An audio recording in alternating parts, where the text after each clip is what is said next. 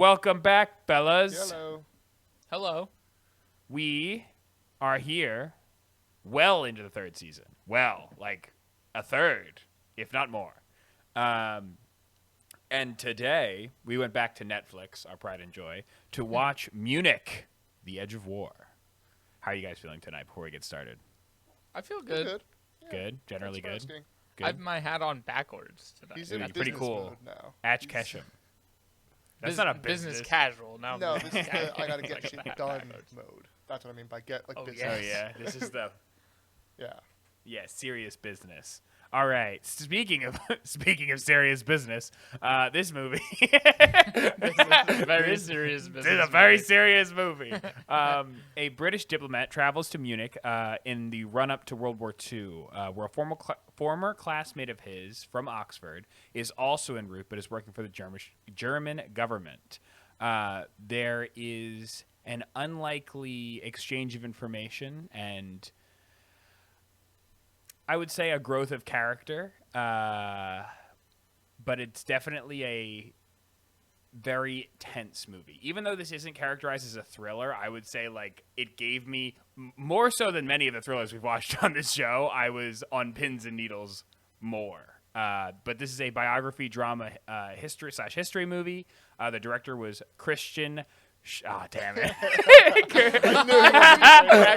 You practiced the Damn actor's it. name and not the director. That is so good. How do you say How do you say that name?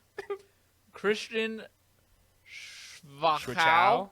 Schwachau? Is it German? Schwachau? I don't know. All right. Written He is by German. Ben Power and Robert Harris. And this movie stars George McKay, Giannis Walner. Nope. You practiced. I did. Now I'm all thrown out of things because The of Christian's W's a name. V and the O has an umlaut, so it's an ooh. So it's in Kevin knows how to speak some German. Nope. I took German in high school. I would never consider myself being able to speak some German, but I do know how to pronunciate. So Kevin, all right, Kevin. So how would you say it? Niewohner. Niewohner. All right. Niewohner. Giannis Niewohner, and then Jeremy Irons. Don't forget, before we get into our first reactions, to go subscribe to our YouTube channel. We're really trying to do a push on there. In addition, go check out our Patreon. We are putting out content there. We're excited to have you on there, and we're actually putting some exclusive content on our Patreon. It's also not too much. It's $1 a month, so, you know. We actually have our first patron who should be getting a shout out in this episode, but chose to remain anonymous. So we will respect their wishes and not give them a shout out. But thank you for supporting the show. We love them. We love them. All right. So, now to get to first reactions, let's go with Kevin. I liked it. I thought it was a slow burn, but it didn't pace itself poorly. Like most of the scenes, there was kind of that build and that suspense, so you were kind of pulled into it. Maybe a scene here or there kind of dragged on a little bit, but for the most part, I enjoyed it. I like spy stuff and political stuff. What I didn't really like about it is that it felt like it should have been a true story, but when I looked it up, it's not a true story. So part of me was thinking, should they have gone even more thriller, since it wasn't true anyway? So make some more exciting twists or something of that nature that you would typically see in like a spy movie. Because it's not true anyway, so why wouldn't you include some kind of backstab or like some kind of twist? So that was kind of my only gripe with the movie as a whole. But the acting was really good. That McKay kid's been in a lot recently, and he's really good. And then the German guy, Niewohner, I've never seen him before, but I thought he did a great job. And yeah, Jeremy Irons is always stellar. So I thought it was a pretty good movie. Yeah, I agree. Nice. Joey. I thought it was a great quality movie, good production value, good acting, good story. I had the same realization with Kev. I thought I was watching like a true story, and a lot of it is true events. Like there was a lot of Mhm. the people were real. Some of them, some were made up. A lot of the story, like the meetings that happened, did actually happen. But this was an extreme dramatization of things that happened behind the scenes that probably didn't actually happen. And I agree. I was expecting either if you're going to go fictional with such a iconic character of Adolf Hitler, like either go completely dramatic and make it like a what if type of situation, or like stick to historical accuracy because World War II has like endless stories of people that tried to take out Hitler. Um, so that's where I was kind of a little conflicted with it, but it was also based off of a book or a novel, so the movie really couldn't probably veer off too much from that. They could have maybe used it as Right. inspiration and gone a little further, but other than that, I think it was good. It was really good, entertaining. It's a good like serious watch, tense. It is a thriller. Like James said, you are kind of like on the edge of your seat. At the same time, we all know what Hitler did, so you also know the ending kind of this movie and like how it ends. So it's not super like new or exciting in the sense that like you don't know how it's going to end. I think there's a lot that keeps you kind of gripped and engaged throughout that it does actually feel like exciting, and you at sometimes are like, wait, what's going to happen? How is this going to happen? How are they going to meet? How are they going to do this? So I thought it was good. I liked it. Yeah, I agree, Joey. So I do think that like this did take, so like obviously to agree to your point, I think it was a good movie. I thought it was a very good, like somewhat historical piece or pseudo historical piece. To challenge, so Kevin and Joey, I agree with your point that if it's a narrative story, like you can kind of take a little more liberty with the storytelling and like you can kind of bend the rules, you know what I mean, like a little more, and like characters can like more dramatic things can happen. But I honestly think it may even lend itself to how good the movie was, that like it seemed realistic, you know what I mean, like it committed to like following a realistic scenario that could have happened, you know. Because it's, you know, and I thought that was that's a accolade, I guess I would give to the movie. But I agree that like I definitely think that in the beginning it was a bit slow. It was a bit of a slow burn up until they really made it to Munich, and in which, you know, it very quickly ramped up and was very intense. I think that yeah, no, overall I thought it was a really good watch. Like it was a long movie, you know, over 2 hours, but I felt like the entire time I was enthralled, like I was into it. In addition, I remember what I forgot. I feel like this is an untold story of World War II. Like I've seen a lot of World War II like content, I guess, or like a lot of World War II stories, but I feel like it doesn't really focus on like Neville Chamberlain a lot. It usually focuses on like the Winston Churchill era, you know, at least like Because that was like the war, right? Was Winston Churchill, because he was out. Neville was out he had resigned, almost as soon as like, the war like started.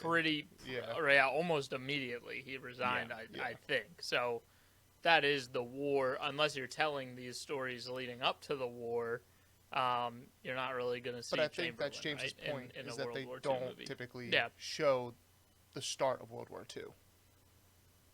Yeah, and it's interesting to see like all like again because it's one of these things that like, you know, everyone is aware of, you know, what happened in World War II and like what, like, you know, the repercussions and everything that happened, but the lead in, you know what I mean, like the meetings and the conversations that happened Yeah. are very interesting. And that was interesting about the Munich meeting that they called it. Yeah. Is that what it was called? About the Sudetenland. No, yeah, and that's, I feel like, something that, like you said, James, we don't get a lot, especially American movies when they do World War II. It's when America joined the war, which was so late into the war, like so late. We joined right at the end, so everything you see is just like the beginning of World War II in American movies is just D-Day. Like that every time. That's literally the beginning of World War II for us. Yeah. So it is interesting to see the politics behind like what started the war, how Hitler was viewed before the war happened, right after World War One, you know, and in the years leading up to World War II. So that stuff all was very fascinating to me. But where the movie fell flat was, like, you know, as much as it had really suspenseful scenes and it had really like entertaining pieces to the movie, you know that nothing they're gonna do is gonna stop World War II. Like that's kind of what the suspense is gonna be. Is like, oh, if they get this and what's his face Chamberlain doesn't sign it, then like he can call out Hitler and we can take him out of power. But like that doesn't happen, and so it loses that magic and that suspense because you're I'll like. I'll say this to James's point is like there's not like this was a very true conference that happened that did stall the war and gave them an extra year of peace in Europe. Yeah, that's true. Yeah. I genuinely didn't know about this, so I was questioning for a while if he signed it or if he didn't sign it. Like I didn't know. They don't really give you times in this. They just say 6 years later, so they don't really say like what year it is, and they don't really like. So you don't know necessarily when war is going to start. So realistic for someone who doesn't know the story to be like, oh, Chamberlain doesn't sign it, and that's the start of the war. So that's what I was expecting. We did know it was 1938, though. Did we? Because they say 1932 in the beginning. True. And then they do 6 years But- later. But we know you're not good at keeping- math, so yeah. Well, it's also not like they're not like it's not like Cherry. It's not where very they're like, explicit. Where they're like Well, Wednesday. Yeah, or like, Cherry's like the Yeah. extreme, yeah, or like, Yeah. or what should we call it? What's The Shining? They do that Yeah. Like, Tuesday. Yeah. Okay.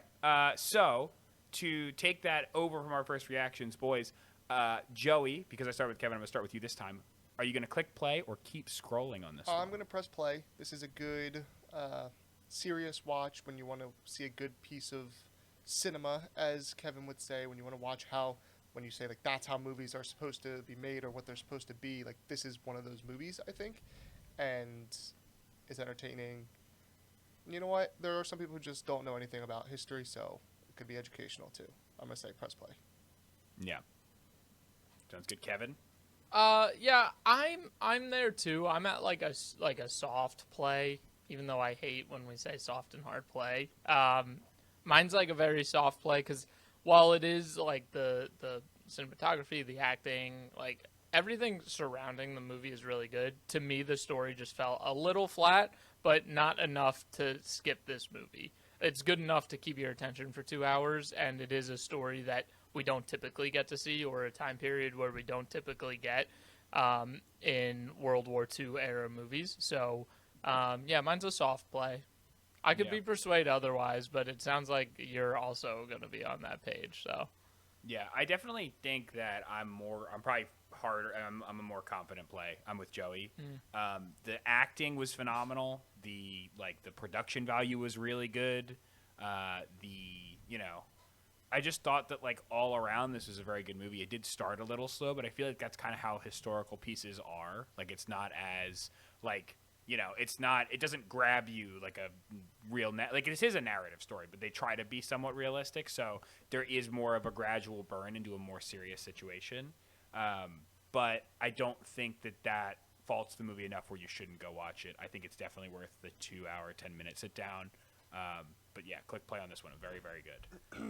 All right. Well, any last thoughts, gentlemen, before we get into spoilers? I'll say this. It could go either section, but I'm going to say it now.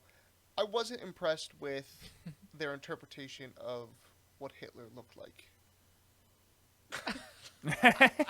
did you know him personally? I've seen pictures, actual photographs of him. They had cameras. That's all. No, we don't need to go deeper into that. We can go into the commercial now. Yeah, we'll talk about it next. Yeah, sounds good.